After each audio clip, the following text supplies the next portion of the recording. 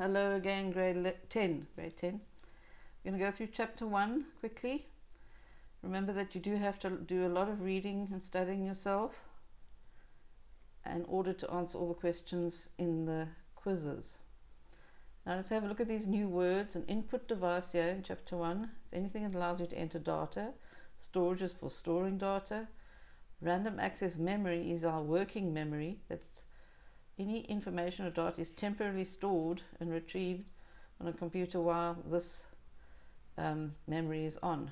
Now you can imagine having your desk at home with all your textbooks neatly aligned for every subject. Now the larger your desk is, the more subjects you can actually put on that desk and more books.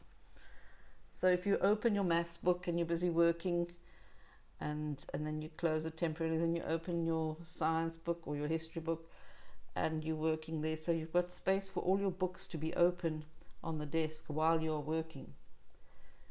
And that's how RAM is. It's basically a working space. When you finished all your work, you close all your books and you pack them away to go to school the next day. So basically random access memory is now closed, and everything that was in there or anything that was on your desk has now been removed. That is how RAM works. It is your working space of your computer. And you find it on the motherboard of the computer. Now this processing device is like your brain. It actually does all the work. It performs a set of instructions and processes data and basically sends the data to RAM, or takes the data from RAM, from your working memory, and will process any data that's there. Alright, an output device, that basically is any device that displays information, like your monitor. This is displaying information. Or if you are going to print information, that is an output device. Or if you listen to music, that is an output device. Your speakers are output devices. And communication devices, any hardware that basically helps you to connect or transmit signals over wire or wireless connections. So that's those definitions in a nutshell, and I'm going to go through this very fast. Now we have information communication technologies and we have IT. There's a difference between ICT and IT. Now ICT is everything, all the devices, all the applications, all the networking elements, and all the people that connect in the digital world. So ICT involves everything, including the people. IT is everything but not the people. So that's the basic difference. So ICT is hardware, procedures like steps you must follow, software, your programs that work with the hardware, the data, your raw material, and the people that work in an ICT system. So let's go on to IT. IT is a subset of ICT. So your computers basically are the hardware, and they need data to work, they need programs to work, and basically IT is basically developing, maintaining and using computer systems and software and networks for processing and communicating data. So there's a difference between IT and ICT. IT is just everything without the people. Right, now your general model of a computer, maybe, it is a bit confusing. You have your input, where everything starts, and that goes to memory, and basically the processor works with it. This is the processor in the middle here. It's going to work with the data, send it to memory while it's working, data sitting in RAM while it's working, and also the processor transfers things to permanent storage. Now remember, memory is like your working desk, and the permanent storage is like the assignment that you're going to submit to your teacher at the end of the day. So you saved everything onto a page and you filled in all the answers, and then you produce your work. Storage is similar to that. You're basically storing it, and like the teacher will store your tests or assignments and everything in a file. So storage works like that. All the work gets saved onto a hard drive or a flash drive or a CD, and that is your storage. Memory is not the same. Memory is just your working space, like your desk.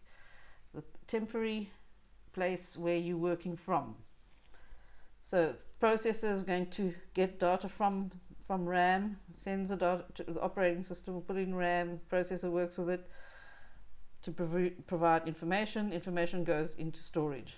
Right, now the processor also performs the output. It sends things to output. After everything is done, we can display anything that we want, we can print everything that we want. Now we have this communication section over here, which is your networking. You cannot communicate unless you can send data out of the computer to another computer, or to another computer. That's basically what networking is. Data or information going from your computer to another computer. Doesn't matter where the computer is. Could be far away, could be nearby, could be next door, could be from your cell phone to your friend's cell phone next to you, or your brother's cell phone. So basically that is what networking is, and that's just part of your general model. So this is just a general model of how the flow of data flowing around between the different parts of a computer. Right, input processing, output storage. So there's those things: input processing, output storage. That's the basics. Okay, the RAM and the storage or memory is RAM, and then storage. Those are just two separate things that are used in order to produce this process: input processing and output. And also the networking is also another extra function that computers can perform. The computer input is called data, and the output is called information. So after the data's come in, like your name and age and address and so on, then information is produced from that data. So if you know what your date of birth is, and the processor can calculate your age, and that age will then be, so if you input your date of birth and you input your name and whatever, and you want the processor to calculate the age and produce it and tell you how old you are, then the age will be the information, the data will be the date of birth, and the information is the age after the processor has calculated how old you are. So any raw facts and figures are processed, and they are processed by the processor using arithmetic and logical operations. So that's quite important. Arithmetic and logic operations, they've got different units in the processor, very sophisticated. An arithmetic and logic unit that will do operations or processing to obtain information. Right, let's move on. Right, they have an official differentiate between RCT and IT. So let's go look at the book answer. All right, RT, information, all the technologies. Yeah, this is the book answer. RCT, all the technologies that capture, transmit, display data electronically, and it's all devices and applications and networking that allow people to connect. And IT is a subset, just like in the textbook. It's all the computers used to store and retrieve data, and it's all the hardware and the software. But RCT is all the hardware, software, and data, and its users. So, like I said, right. Output devices. You can have monitors, sound, printers and plotters, data projectors.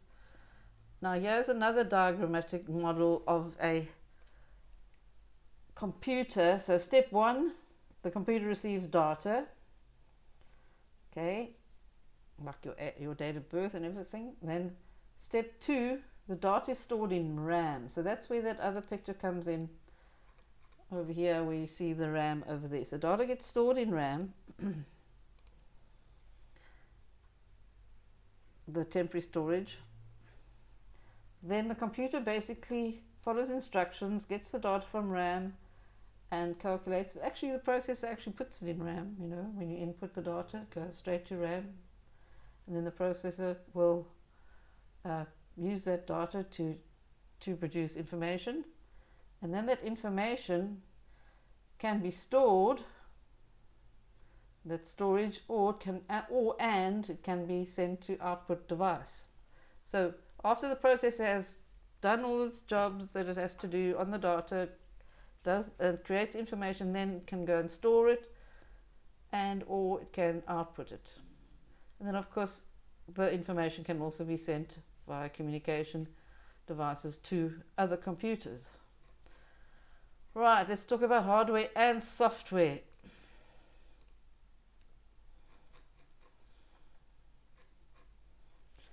Hardware versus software. Well, hardware is everything that you can see, and software is all the things you can't see. It's the noughts and ones, actually, that all your data is represented as in the computer. The computer sees everything with noughts and ones. It's electronic switches, on-off switches. Naught is the electric power off. One means that it's on. Your electricity is on. Basically, it's like I'm not a physicist of any kind, but you get the idea. On-off switches. So the hardware is your physical components, and they're categorized according to their function. And the software is anything like programs and data. We normally say instructions, but data is also a form of software in that it's not visible. It's basically also represented by noughts and ones in the computer system, on-off switches. And the software is your instructions that we type, and then basically we are creating software in this course for information technology. And software contains we have software application software and we have system software. So there's two different types of software. The application software are all your apps, in other words, so your programs like Microsoft Word, PowerPoint, your games, your Internet Explorer, your web pages. Those are all your internet browsers, should I say, your browsers, which consist of a whole lot of web pages when you open a website. So your browser software is like Google, or you have Firefox, or you have Internet Explorer, and the latest one, I suppose, well, I can't remember right now, so I won't go there. Okay, so Microsoft Edge was one. And those are browsers, those are application software. All the useful tools that you have on your computer that you can do things with on your computer. But there's another set of software called system software, which is the software that allows your computer to actually communicate with the hardware. You cannot have a computer without system software. We're going to talk about that later. Right, let's first look at the hardware. So we have input devices. That's quite easy. You have a mouse, keyboard, a touch screen on your smartphone. Storage devices, we all know about that. SSD, the latest solid state drives, and you have normal hard drives from the old days. And of course you have flash drives and CDs and so on. Now there's another hardware device over here, and that is your RAM module. Remember we talked about RAM, so the random access memory is another device, hardware device, and remember it's volatile, so whenever you clear it, when you switch the power off, then everything is cleared from RAM. Just like when you stop working in your desk and you take all your books off your desk, then there's nothing on your desk anymore. So RAM is also referred to as memory.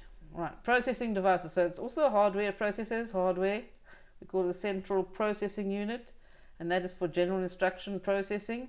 And then we have another one called the graphics processing unit, and that is for responsible for creating pictures, three-dimensional games, etc.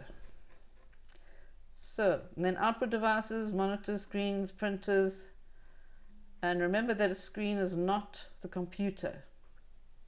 If you switch your screen off, your computer is still running. Anyone can come and switch the monitor on and they'll see your computer. So if you want to shut down your computer, you shut it down properly, clicking on the start window at the bottom here, and you click that power button, and then you click on shut down. You don't do it any other way, otherwise your computer can get broken. Right, now your communication devices, there's also hardware, modem. I'm sure you know what that looks like. Some of you will have a modem of some kind. Modem stands for modulate, modulate and demodulate. Basically, it's just a device that will convert all the data from your computer to analog signals that will travel over telephone lines. But of course, nowadays we have 4G. Anyway, and then we have a network interface card, which will be either wired or wireless. So your router that you get from Telkom or some other internet provider, that is a communication device that will help you transmit analog or digital. So in the normal old days, you have telephone lines. Some of you might have Telkom lines in your house still, and you don't use cell phones to make calls, and you'll use your Telkom phone. A Telkom line is going to be using analog signals. Okay, whereas your computer uses digital signals. And if you want to go and communicate with another computer, we have to convert our digital signal to analog and then back again to digital when it reaches another computer, because computers are digital, not analog. Analog is basically sound waves, and digital is on-off switches, noughts and ones, electronic signals. Right, now we have software, the non-physical components of a computer. That's all the sets of instructions. That's also your basically, we refer to it as a set of instructions, and you can't have the hardware won't work unless the software is present. And your most important software that you need is your operating system. In other words, an operating system comes with system software. Operating system is a subset of system software. They classify it as system software.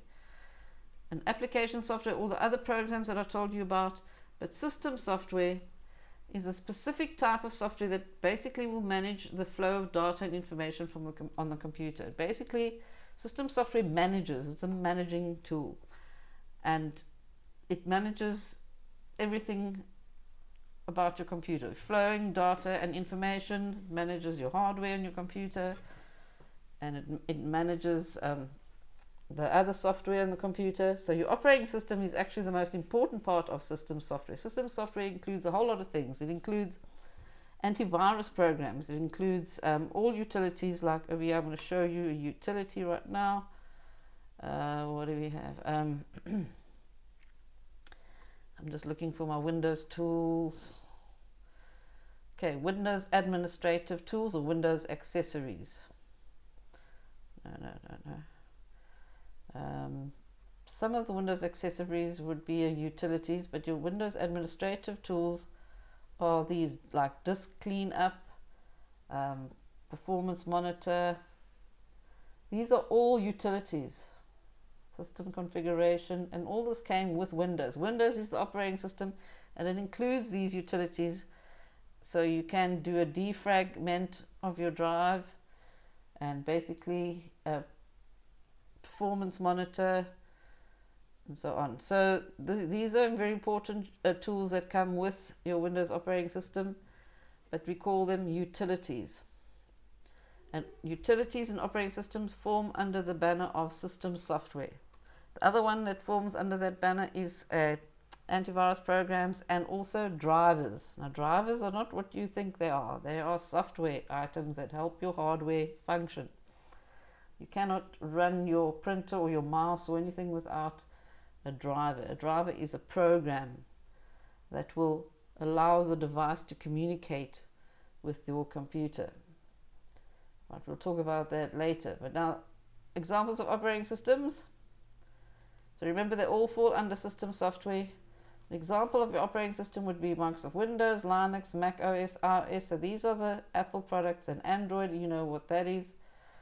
iOS is for an iPhone, Mac OS is for an Apple Macintosh computer, and then Windows is for what everybody uses, IBM computers. Linux is cross-platform. What do we talk about platform? Your platform is your operating system and your processor. So people who run on traditionally IBM computers, most of us seem to do that, they use a platform of Microsoft Windows and a certain processor, whereas the Apple computers have their own platform, and we know that they use Mac OS and they have different processors. So it's your operating system and your processor forms your platform, and you decide which one you want to use.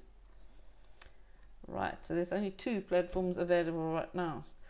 Anyway, so we have application software over here. Let's have a look at that. There's a whole lot of different types of application software. I told you about your Google Chrome and Mozilla Firefox. Those are internet browsers. And then you have Skype, which is also an application software, which is a communication software, and so on. And then you have games, media players, spreadsheets, and so on. I've told you about Office, how it's all bundled together.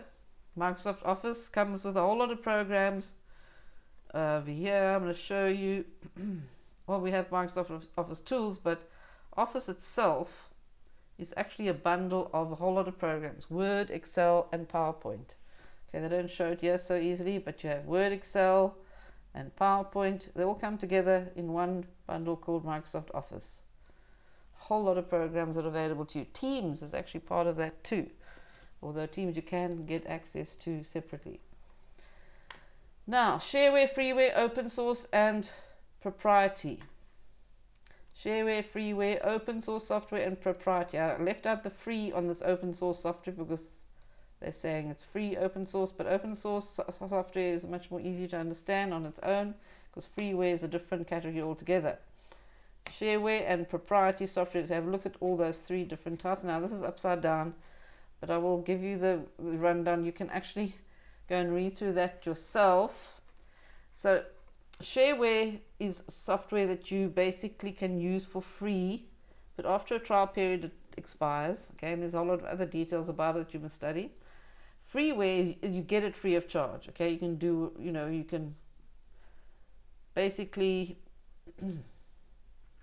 the developers or the company that distribute the software keeps the rights to the software. So you can distribute it, but you don't have the program code. Whereas with open source software, you get the program code, and you can do what you want with it. You can change the program code, and they call it open source software. So you can actually change the way the software works, but you get it for free as well. It's available to the public and anybody who wants to use, and the user can modify the code, and that's quite scary. And yeah, there's examples of it here too. You can go and do your activity. Proprietary software is any software that basically is you pay money to use. You don't get the code, you don't get any rights to it. All you do is pay to use it. And they're all advantages and disadvantages of this type of softwares in the activity, and you must go and do that activity. Now, the different types of computers: we have desktop, laptops, tablets in order of size. We also have levels of you also have specific purpose. You'd have different types of computers in terms of their power, but these are basically different types of computers. A smartphone is a computer, yep. And then you have special computers that handle special tasks, like servers, which are in companies, and they have one big computer which will provide data to a whole lot of computers. And then you have embedded devices like your GPS in your car, or your washing machine will have a computer inside their processor, and so on. And then you have supercomputers that for special activities like doing weather forecasting, stuff like that. So anyway, there's a nice diagram of all the different computers, and if I'm sure I've included this in the quiz as well, so make sure you pay attention. Like here's examples of embedded: ATM, MP3, DVD, drones, anti-lock braking system, the airbag control system, digital watches. Those are embedded computers. And here's some nice pictures of these computers. So let's have a look what this 1D is, just for interest's sake. 1.3.2. Oops. What do they say it is? 3.2D. Right. Server, basically for managing networks. So your robotic vacuum cleaner, the ones that spin around on the floor and do the job by themselves, they have an embedded computer. Right, now advantages and disadvantages of computers. So I think we're nearly at the end of this chapter. Well, basically we know we have health risks and social risks because RSI, repetitive strain injury, you get a painful inflammation in your tendons. I often get that because I'm always working on the computer and I never take any rest, so make sure you don't do the same. Especially now that you're young, you need to keep active. So if you work too much on a mouse and you're playing computer games all day and night, then you're basically going to get a problem like this and you might have to have an operation. So in your hand, inflammation on the tendons of your hand, tissue that attaches muscle to the bone. Okay, now ergonomics. This is a name, ergonomics is a name of the study that, it's a study, okay? It's like a field of study, like you can go to university and study ergonomics of the workplace. Basically, it is studying the workplace or anywhere you're working to see if you are in an environment that is good for you. Basically to assess the health risks of any objects in that area where you're working, etc. How humans interact with the objects that you're using. And you can have many medical problems like back pain and eye strain, obesity, carpal tunnel syndrome. This carpal tunnel syndrome is similar to repetitive strain injury. So, of course, there's security risks of a computer. You get malware, you get bad software. Malware is basically viruses that can attack your computer, destroy files, steal data. So that is a security risk. High cost, computers are expensive, yep. Disruptions. If you're going on the internet all the time, then you are being distracted. And it stops you from being productive. And then the environment, the computers use a lot of electricity, and generating electricity is harmful to the environment because of carbon emissions, and it's a huge impact on the planet.